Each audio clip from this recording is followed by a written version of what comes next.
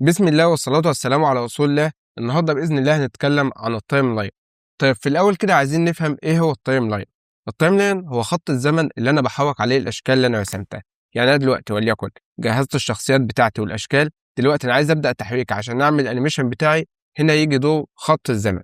طيب عايزين نلاحظ كده معايا في خط الزمن اللي موجود معايا إن في أرقام موجودة معايا 0 6 12 18 24 وهكذا، وفي أرقام تانية موجودة تحت 0 1 2 3 4 5 6 وهكذا. الأرقام اللي موجودة تحت اللي هي 0 1 2 3 دي عدد الثواني. يعني أنا لو حركت المؤشر اللي موجود معايا هنا كده على رقم 1 هنا، يبقى أنا كده واقف على الثانية رقم 1. نفس الفكرة لو وقفت هنا يبقى الثانية رقم 2، لو وقفت هنا يبقى الثانية رقم 3. يبقى المؤشر اللي تحت ده عدد الثواني. أما إيه بقى الأرقام اللي موجودة فوق؟ الأرقام دي هي عبارة عن الفريمات اللي بتتكون منها الثواني. يعني الفريم هو الوحدة الصغرى اللي بتتكون منه الثانية. يعني عندك مثلا الساعة فيها 60 دقيقة، الدقيقة فيها 60 ثانية، الثانية فيها 24 فريم. طب هل إجباري إن الثانية اللي معايا لازم تكون 24 فريم؟ هو اللي متعارف عليه دوليا إن معظم الشغل الثانية بتكون 24 فريم، بس في ناس بتطلب الشغل بتاعها يقول لك لا والله أنا عايز الثانية بتاعتي وليكن مثلا 30 فريم. لو أنا دلوقتي عايز أغير عدد الثواني في خط الزمن اللي موجود معايا، بروح لفايل بروجكت سيتنجز، نيجي هنا هنلاقي فريم ريت، وليكن في ناس عايزة الشغل بتاعها الثانية بتكون 30 فريم. هغير ال 24 هنا، أخليها وليكن 30 وأضغط أوكي. هلاحظ إن خط الزمن اللي موجود معايا اتغير عدد الثواني فيه. يعني الثانية الأول كانت عند 24 فريم، لا دلوقتي الثانية بقت عند 30 فريم. في ناس تانية تقول لك لا والله أنا عايز الشغل بتاعي 60 فريم، أو في ناس تقول لك أنا عايز الشغل 25 فريم، بس أغلب الشغل بيكون 24 فريم. هضغط كنترول زد عشان أرجع خطوة، ألاقي خط الزمن رجع معايا إن الثانية 24 فريم. عايزين نلاحظ تاني وأهم حاجة موجودة معانا هو الفرق بين الفريم رقم 0 وباقي الفريمات. عايزك تبص معايا على الأدوات اللي موجودة معايا بتاع البرنامج. أول ما أنقل المؤشر للفريم رقم 1 هتلاقي الأدوات اللي موجودة معانا معظمها بيختفي أول ما أنقل للفريم رقم 1. طب ليه أو إيه اللي بيحصل؟ عند الفريم رقم 0 أنت دلوقتي بتكون وبتجهز الشخصيات والأشكال اللي أنت راسمها. يعني أنت دلوقتي بتقعد تعمل إعداد للشخصيات، ترسم وتعمل وتجيب كل حاجة أنت عايزها وعايز تحركها عند الفريم رقم 0. أول ما بتتحرك للفريم رقم 1 فأنت كده هتبدأ تحريك. فكده البرنامج بيلغي لك أدوات الرسم اللي أنت كنت بتستخدمها، بيخلي لك بس أدوات التحريك اللي موجودة معاك اللي تقدر تحرك منها الشخصيات والليارات اللي موجودة معاك. طب أنا دلوقتي عايز أحرك الأشكال اللي موجودة معايا، ممكن أستخدم أدوات النقاط وممكن أستخدم أدوات اللاير. وليكن في الدايرة اللي موجودة معايا أهم حاجة نوقف على اللاير الدايرة، وليكن أنا عندي النقطة A والنقطة B. أول حاجة هستخدمها هي أداة تحريك النقاط. أنا عشان أحرك شكل موجود معايا أول حاجة لازم أنشئ كي فريم. بمجرد إن أنا بضغط على الدايرة اللي موجودة معايا ضغطة واحدة بأداة ترانسفورم بوينتس، فكده هتلاقي ظهر لي هنا نقطتين. النقطتين دول عبارة عن مفتاح حركة. يعني في المفتاح هنا هو حافظ إن عند الفريم رقم 1 الدايرة موجودة في المكان ده. وليكن أنا عايز أنقل الدايرة عند النقطة رقم B، هنقل المؤشر بتاعي هنا عند 24 وهحرك الدايرة، ممكن أضغط شيفت للانتظام عند النقطة رقم B. يبقى أنا كده عملت تحريك للدايرة اللي موجودة معايا من النقطة A للنقطة B خلال ثانية. يبقى مفتاح الحركة اللي موجود معايا في الأول هنا حافظ إحداثيات النقاط اللي بتتكون منها الدايرة في المكان ده. أما عند الفريم رقم 24 فأنا نقلت مكان الدايرة للنقطة رقم B.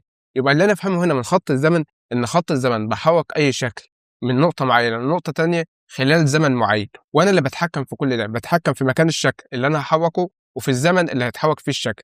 وليكن أنا دلوقتي حاسس إن الشكل بيتحرك من النقطة A للنقطة B في وقت طويل أوي، الحركة بطيئة. لو أنا عايز أسرع الوقت ده ممكن أنقل مفتاح الحركة اللي موجود معايا هنا، بعمل له تحديد وأنقل مفتاح الحركة وليكن عند الفريم رقم 12 يبقى نص ثانية. تعالوا نشوف كده الحركة، بضغط مسطرة هنلاقي الحركة اللي موجودة معانا بقت أسرع. يبقى الفكرة العامة إن أنا دلوقتي بحرك أي حاجة من مكان لمكان خلال وقت زمني معين. وتاني وأهم ملحوظة تيجي معانا إن أنا دلوقتي قبل ما أحرك الشكل لازم أعمل إنشاء لكي فريم الأول لمكان وإحداثيات الشكل اللي موجود معانا. وليكن أنا الدايرة بعد ما وصلت هنا أنا عايزها تنزل تحت، ممكن أقف على الفريم رقم 30 وأضغط شيفت وأنزل الدايرة كده تحت. يبقى هنا الدايرة هتبدأ من أول هنا لحد الفريم رقم 12 بتمشي في خط مستقيم، ومن الفريم رقم 12 لحد الفريم رقم 30 الدايرة هتبدأ تنزل تحت. تعالوا كده نمشي الحركة بسرعة. طب في حد تاني ممكن يقول لك لا والله أنا عايز الدايرة لما تروح عند النقطة رقم B تقف مكانها شوية. لو أنا عايز الدايرة تقف مكانها شوية كده بالمنطق ممكن أنقل مفتاح الحركة اللي موجود معايا هنا، أعمل تحديد للمفتاح وأضغط كنترول C وأنقل المؤشر وليكن لحد الفريم رقم 18 وأضغط كنترول V. يبقى أنا هنا أول حاجة حركت الدايرة من الفريم رقم 1 للفريم رقم 12 ومن الفريم رقم 12 لحد الفريم رقم 18 بما إن أنا واخد المفتاح الحركة اللي هنا كوبي ونقله معايا هنا، فالدايرة هتفضل ساكنة في مكانها خلال الفترة دي من 12 ل 18، ومن أول 18 هتبدأ تنزل لتحت. أظن كده الفكرة بقت واضحة. الأول أنا بعمل مفتاح حركة للإحداثيات اللي أنا هبدأ أغير فيها، وبعد كده بعمل الحاجة اللي أنا عايزها في الوقت الزمني اللي أنا عايزه. وليكن تعالوا ندخل على اللاير اللي موجود بعده. لو أنا دلوقتي عايز أحرك اللاير ده من مكان لمكان بأدوات اللاير، طبعا احنا اتفقنا ان ادوات اللاير هحرك اللاير بكل الاشكال اللي موجوده عليه. اول حاجه هقف على الفريم رقم 1 وهتاكد من هنا ان انا واقف على اللاير بتاع العلم اللي موجود معايا. اول حاجه دلوقتي انا عايز اعمل تحريك لمكان العلم، يبقى قلنا اول خطوه هنعمل انشاء لمفتاح حركه في الاحداثيات المكان اللي احنا عايزينه. طب انا دلوقتي عايز اعمل نقل لللاير ولا عايز اعمل تدوير لللاير ولا عايز اعمل تكبير وتصغير في حجم اللاير؟ تعالوا نشوفها بالتدوير. وليكن اول ما اضغط هنا انا كده انشات مفتاح حركه، وعايزك تشوف علامه اللاير اللي موجوده معايا هنا دي معناها مكان اللاير. وليكن انا عايز عند الثانيه رقم 24 احرك اللاير كده، يبقى كده العلم هيتحرك معايا من الثانيه رقم 1 للثانيه رقم 24 في المكان ده. وعايز من الثانيه رقم 24 للثانيه رقم 48 العلم يلف في مكانه. اول حاجه عايز اللاير يلف معاك من الفريم رقم كام؟ وليكن من الفريم رقم 24. يبقى هتعمل انشاء لمفتاح حركه للتدوير، ان انا اقف بره كده هيجي لي علامه التدوير جنب السهم، بمجرد ان انا بضغط كده انشات مفتاح حركه. وليكن عند الفريم رقم 48 هقف وهلف اللاير كذا لف. يبقى انا كده من الفريم رقم 1 لحد الفريم رقم 24 العلم هيبدا يتحول، ومن الفريم رقم 24 لحد الفريم رقم 48 هيبدا يلف في مكانه. طب حد تاني يقول لك لا انا عايزه بعد ما يقف مكانه يكبر في مكانه. اول حاجه هعمل انشاء لمفتاح حركه للسكيل، ان انا اقف لحد ما يظهر لي السهم الصغير ده اللي جنب الماوس معايا، بمجرد ان انا بضغط كده انشاء لمفتاح حركه اهو للسكيل. وليكن هقف عند الفريم رقم 72 واكبر، يبقى كده شوف اتحرك من المكان الاول عمل تدوير وبعد كده كبر. يبقى هي الفكره العامه ان انا بعمل احداثيات للنقاط اللي موجوده معايا. انا دلوقتي قبل ما اعمل اي حركه بنشئ مفتاح حركه للحاجه اللي انا عايزاها، وليكن هعمل تدوير يبقى انشئ مفتاح حركه للتدوير، واشوف الزمن اللي انا عايز اللاير بتاعي يعمل تدوير فيه، وبعد كده اعمل التدوير اللي انا عايزه. اقدر كمان ان انا احرك نقاط، مش لازم ان انا احرك الشكل كله زي الدايره او احرك اللاير كله. ممكن مثلا في النجمه اللي موجوده معايا هنا انقل الاول على الفريم رقم 1 واضغط ضغطه، فكده حفظ لي احداثيات النقاط اللي موجوده معايا. وممكن عند الفريم رقم 24 مثلا ان انا اغير اماكن النقاط. كده انا ما نقلتش الشكل كله، انا يا دوب بلعب في اماكن النقاط. بصوا كده الشكل اللي معايا هتلاقي حركه نقاط بس، انما النقاط اللي انا ما جيتش جنبها ثابته مكانها. واقدر كمان ان انا اغير لون الاشكال على مدار خط الزمن. قلنا اول خطوه هنعمل احداثيات للون الشكل اللي موجود معايا باداه سيلكت شيب. هضغط على الشكل، اول حاجه هقف هنا كده. كده انا انشات مفتاح حركه، وليكن انا عايز من الفريم رقم 24 للفريم رقم 72 اللون يتغير وليكن للون الاصفر. يبقى عايزك تلاحظ معايا كده من الفريم 1 للفريم رقم 24 كده اماكن النقاط اتغير، وبدايه من الفريم رقم 24 لحد الفريم رقم 72 هتلاقي لون الشكل اتغير للون الاصفر. طب انا حسيت ان تغيير الشكل من اللون الاخضر للون الاصفر الوقت ده طويل عليه قوي، لو انا عايزه يتغير في وقت اقل ممكن انقل مفتاح الحركه كده لحد 48. كده اظن ان الفكره العامه للتايم لاين بقت واضحه معانا. اقدر كمان ان انا اتحكم في الاشكال اللي موجوده معايا عن طريق البونز. البونز هي العظام اللي انا بربط بيها الاشكال اللي موجود معايا. هتلاقي الشكل اللي موجود معايا انا رابط كل حاجه بعظام، بقدر اتحكم فيها في الشخصيه اللي موجوده معايا. تعالوا كده نتحكم في العظام. هلغي مفاتيح الحركة هنا، وليكن أنا عامل العظمة دي عشان أقفل بيها الفم بتاع سبونج بوب. أول حاجة إن أنا باعمل مفتاح حركة للعظمة في وضع التدوير والسكيل والترانزليشن. يبقى أنا كده أنشأت 3 مفاتيح حركة للعظمة اللي موجودة معايا، لأن العظمة ليها 3 اتجاهات للحركة. ممكن أعمل تدوير للعظمة، وممكن أعمل سكيل، وممكن أغير مكانها. أنا دلوقتي عملت مفتاح حركة وليكن لقفل الماوس. أنا عايز يقفل الماوس وليكن عند الفريم رقم 72. يبقى أنا هعمل تدوير كده، أنا قفلت الماوس، وأعمل مفتاح حركة تاني. طب أنا عايزه بعد ما يقفل الفم بتاعه يفضل مقفول مثلا وليكن لحد الفريم رقم 84. يبقى ممكن آخد مفتاح الحركة اللي موجود معايا هنا كنترول سي كنترول في، وليكن عايز يفتح الفم بتاعه عند الفريم رقم 96 بالشكل ده. يبقى من هنا لحد الفريم رقم 72 كده قفل الماوس، وهيفضل قافله لحد الفريم رقم 84 وهيفتحه تاني. كده أنت فهمت الفكرة العامة لخط الزمن. كمان أقدر أعمل تحريك للكاميرا على خط الزمن. طب إزاي؟ وليكن أنا معايا خلفية كده، ممكن ألغي اللير ده، وليكن عندي الباك جراوند دي. أنا أقدر أتحكم في مكان الكاميرا، وليكن هقف عند الفريم رقم 1، هاخد أول أداة كاميرا معايا، وبمجرد ما بضغط كده هيعمل لي إنشاء مفتاح حركة لمكان الكاميرا. وممكن عند الفريم وليكن رقم 24 أحرك الكاميرا يمين شوية. عايزك تلاحظ معايا كده، دلوقتي اللي بيتحرك معاك مش الخلفية اللي موجودة، اللي بيتحرك معاك هي الكاميرا اللي بتصور المشهد. أنا حركت الكاميرا كده، وليكن ممكن أعمل زوم إن بالكاميرا. يبقى أول حاجة هاجي لأداة الزوم إن وأضغط، فهو كده حفظ لي إحداثيات الكاميرا في الفريم ده، وأبدأ أعمل زوم إن وليكن لحد الفريم رقم 72. بضغط وأسحب. بص معايا كده لحركة الكاميرا.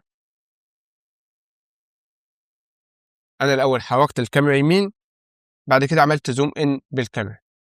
يبقى اللي أنت فهمته دلوقتي إن كل الأدوات اللي موجودة معاك هنا بعد ما اتنقلت من الفريم رقم 0 للفريم رقم 1 أو أي فريم تاني، فدي كلها أدوات حركة.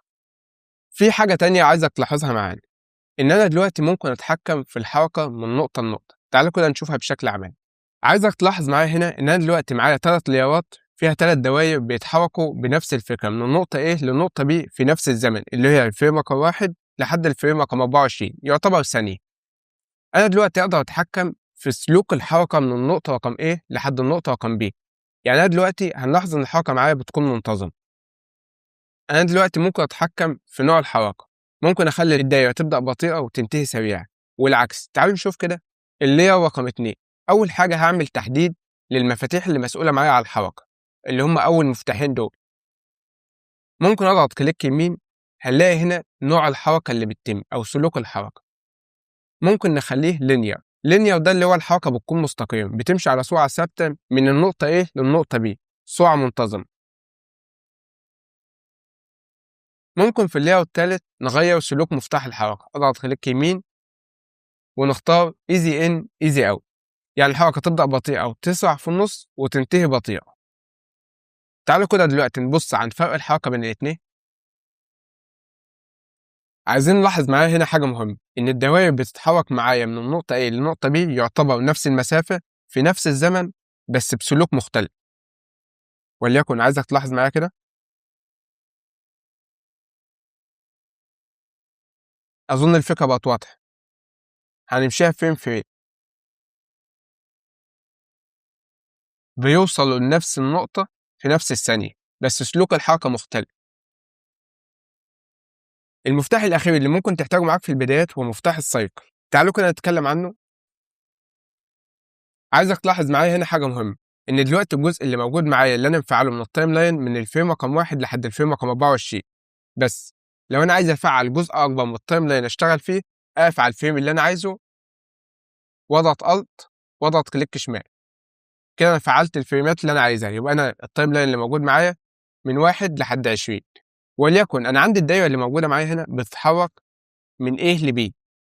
طب أنا عايز الدايرة اللي موجودة معايا تفضل رايحة جاية بين A و B. يبقى أول حاجة بالمنطق كده، هي هنا عند الفريم رقم 1 عند النقطة A، عند الفريم رقم 24 عند النقطة B. أول حاجة هعمل نسخ المفتاح الحركة اللي موجود معانا في الفريم رقم 1. هعمل تحديد لمفتاح الحركة واضغط كنترول سي، يبقى أنا كده عملت له نسخ. وهقف المؤشر على المكان اللي أنا عايز أحط فيه نفس مفتاح الحركة واضغط كنترول في. كده بص معايا هتلاقي الدايرة راحت من نقطة A للنقطة B ورجعت تاني للنقطة A. طب أنا عايز أعمل تكرار للحركة دي، أنا عايز القوة اللي موجودة معايا تفضل رايحة جاية رايحة جاية. أول حاجة هعمل تحديد على مفتاح الحركة الأخير اللي موجود معانا واضغط كليك يمين واضغط سايكل، وممكن أفعل ريلاتيف هنا وأعمل إكس. كده هنلاقي القوة اللي موجودة معانا هتفضل رايحة من النقطة A للنقطة B لما لا نهاية. بص معايا كده،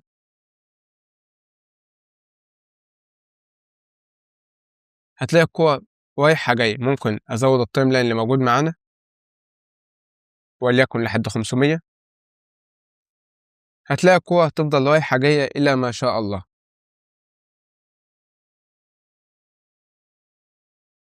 طب أنا دلوقتي وليكن عايز أوقف القوة اللي موجودة معايا هنا. ممكن بأداة ترانسفورم بوينتس أول حاجة هعمل كي فريم للمكان اللي موجود فيه النقط. هضغط كده أنا انشأت كي فريم، يبقى كده أول ما انشأت مفتاح حركة هنا القوة هتقف عند مفتاح الحركة ده وما تكملش حركة تاني. بص كده وقفت، وليكن عايزها تكمل تاني لحد هنا.